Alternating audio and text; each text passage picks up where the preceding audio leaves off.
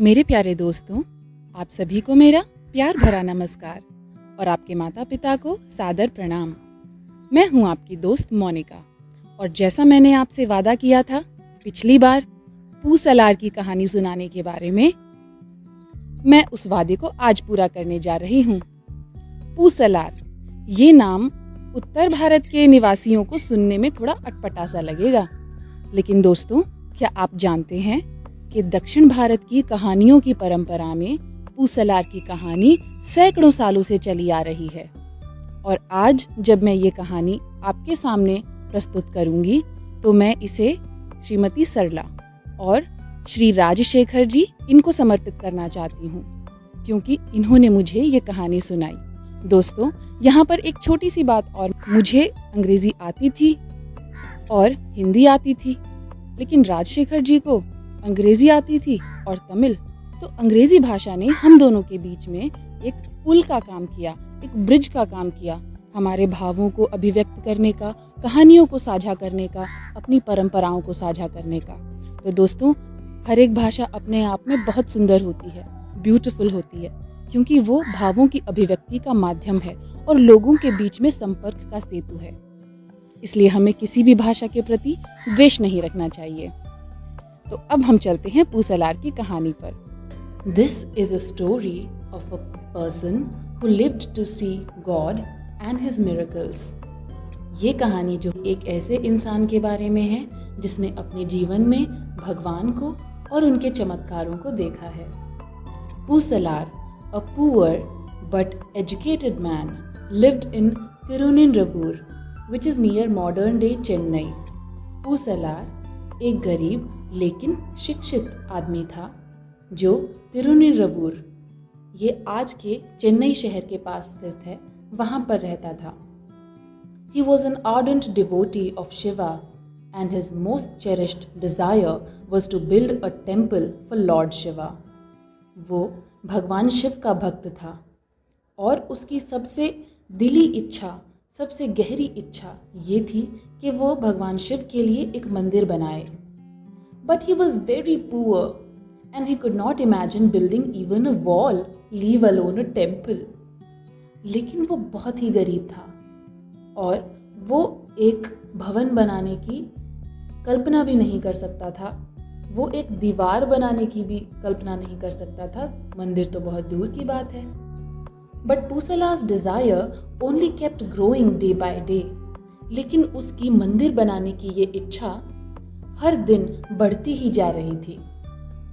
So he consulted the spiritual texts on the rules of building a temple। तो उसने जो हमारे आध्यात्मिक और धार्मिक ग्रंथ हैं उनको पढ़ा, मंदिर बनाने के नियमों के बारे में। There are certain rules to be followed in designing a temple and those rules are strictly followed। और धार्मिक ग्रंथों में जो भी नियम दिए गए हैं, एक मंदिर का भवन कैसा होना चाहिए, भगवान की मूर्ति कहाँ स्थापित करनी चाहिए, गोपुरम का मुख किस तरफ होना चाहिए, इस तरह की बातों के बाद नियम बहुत ही विस्तार से दिए हुए हैं और उनको पालन करना बहुत ज़रूरी है। इन नियमों का पालन आज भी मंदिरों के निर्माण में किया जाता है। So Pusalar studied all those rules and started to construct a temple in his mind. तो उसने सभी नियमों का अध्ययन किया और उसने अपने मन में ही एक मंदिर की कल्पना शुरू कर दी। है ना ये बहुत ही रोचक बात दोस्तों। पिछली कहानी में हमने देखा था कि भगवान हमारे अंदर रहते हैं, तो जब भगवान हमारे दिल में रहेंगे तो उनका भवन, उनका मंदिर भी तो हमारे दिल में ही बनेगा। वही पूसलार ने किया। Today he would build one portion, tomorrow another. आज उसने अपने मन मंदिर में एक हिस्सा बनाया और कल वो दूसरा हिस्सा बनाएगा। The next day he would build the entrance and the next day the doors। अगले दिन वो गोपुरम, द्वार वो बनाता, तो उससे अगले दिन दरवाजे। He kept on building the structure in his mind like this daily। और इसी तरह वो हर रोज भगवान के मंदिर का निर्माण अपने मन में करता रहा। Deciding the places for the deities and deciding on the sculptures to be placed। और अपने मन में ये भी विचार करता रहता कि किस देवता की मूर्ति कहाँ पर स्थापित की जाएगी और किस तरीके की मूर्ति वो होनी चाहिए, वो किस पत्थर की बनी होनी चाहिए, उसका रंग कैसा होना चाहिए। This went on for a while and he even fixed a date for performing the Kumbhabhishekam on inauguration of the temple. और ये कई दिनों तक चलता रहा और ये इस हद तक चला कि उसने अपने मन में मंदिर का कुंभाभिषेक, जैसे घर में गृह प्रवेश करते हैं ऐसे ही मंदिर की शुरुआत करते समय कुंभ अभिषेक करते हैं, इस विधि के लिए उसने एक दिन भी तय कर लिया। He would perform the Kumbhabhishekam also in his mind. जाहिर है जब मन के अंदर मंदिर है तो कुंभाभिषेक भी उसके मन में ही होगा। In the meanwhile, a Pallava king named Rajsimha had built a grand temple for Lord Kailashnath at Kanchipuram. इसी दौरान एक पल्लव राजा जिसका नाम था राजसिंह, उसने भी भव्य मंदिर शिव भगवान के लिए बनाया था। उसने भी एक कुंभाभिषेक के लिए एक दिन तय कर लिया, लेकिन वो दिन उसी दिन था जिस दिन पूसलार के कुंभाभिषेक का दिन था। A few days before the consecration, Lord Shiva appeared in the dream of the Raja. तो जिस दिन ये विधि होनी थी, कुंभाभिषेक होना था, उससे कुछ दिनों पहले शिव भगवान राजा के सपने में आए और उन्होंने कहा कि राजसिंह, मैं तुम्हारे मंदिर के कुंभाभिषेक में, कॉन्सेक्रेशन में नहीं आ पाऊंगा। मुझे पूसलार के मंदिर में जो समारोह होने वाला है वहां पर जाना है, और ये जो समारोह है ये तिरुनिंद्रवूर नाम के जगह पर है।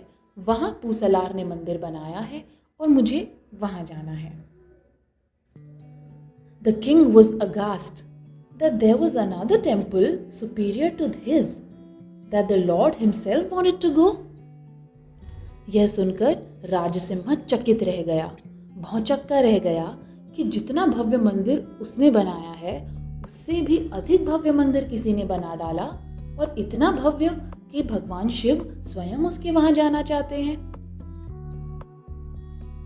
The very next day, Rajsimha set out to Tirunendravoor to see for himself how Pusala's temple was better than his. अगले ही दिन राजसिंह निकल पड़ा ताकि वो देख सके कि पूसलार का मंदिर कैसा दिखता है। But when he reached there and inquired, he came to know that Pusalar was a poor scholar and not even capable of buying 10 bricks. लेकिन जब वहां वो पहुंचा और उसने लोगों से पूछताछ की तो उसे पता चला कि पूसलार तो गरीब साधु है जिसके पास 10 ईंटें खरीदने तक का भी सामर्थ्य नहीं है। But since Lord Shiva himself had appeared in his dream, he called Pusalar and inquired about his temple. लेकिन क्योंकि भगवान शिव ने स्वयं उसके मंदिर के बारे में जिक्र किया था और वो वहां जाने वाले थे, तो राजसिंह ने सोचा क्यों ना मैं पूसलार से मिलूं और उनके मंदिर के बारे में पूछूं। पूसलार reluctantly told him of his imaginary temple. Reluctantly, पूसलार ने अपने मंदिर के बारे में बताया हिचकिचाते हुए, क्योंकि पूसलार को तो मालूम है कि जो मटीरियलिस्टिक वर्ल्ड है, जो भौतिक जगत है, उसमें भव्य का अर्थ क्या होता है, जैसा राजसिंह ने बनाया। पूसलार अपने मंदिर के बारे में बताना नहीं चाह रहे थे, पर उन्होंने बताया। The king was taken aback by the sheer devotion of this poor fellow. और जब उन्होंने पूसलार की भक्ति और आध्यात्मिकता के बारे में जाना तो वो आश्चर्यचकित रह गए। उनके मन में पूसलार के प्रति श्रद्धा का भाव और आदर का भाव उमड़ पड़ा। He immediately ordered a temple to be built at that very spot in the same design Pusalar had envisaged. और उसी समय राजसिंह ने आदेश दिया, उसी जगह पर जहां पूसलार ने सोचा है वैसा ही मंदिर उसी डिजाइन में बनाया जाना चाहिए। पूसलार was very grateful and thanked Lord Shiva. और उन्होंने शिव भगवान का धन्यवाद किया। The temple is there still at Tirunirabur and is named Hridayalishwar Temple.